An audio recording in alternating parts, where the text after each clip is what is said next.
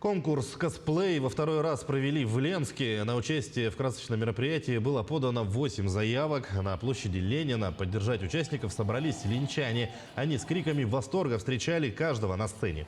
Зрелище было настолько эффектным, что казалось, будто зрители попали в игру или сериал с представленным героем. Участники то и дело перевоплощались в различные роли, переодевались в костюмы, сшитые собственноручно. А на время перевоплощения каждый участник правдоподобно показывал характер своего персонажа. Зрители увидели трансформера Бамблби, персонажей «Звездных войн», героев из сериала «Евангелион» и «Игра престолов», а также из компьютерных игр. Ну а выиграли конкурс семья Грудининых, которые перевоплотились в суперсемейку. Наши участники, косплееры, подготовили очень здоровские костюмы, которые выполнены собственноручно на 80, а то и на 100%. Поделились яркими эмоциями, впечатлениями. Косплей-конкурс прошел на ура. Гран-при одержала семья Грудининых.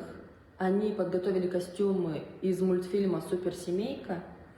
Второе место заняла Дейенерис Таргариен, Дарья Коваленко, которая предстала перед зрителями на коне настоящем.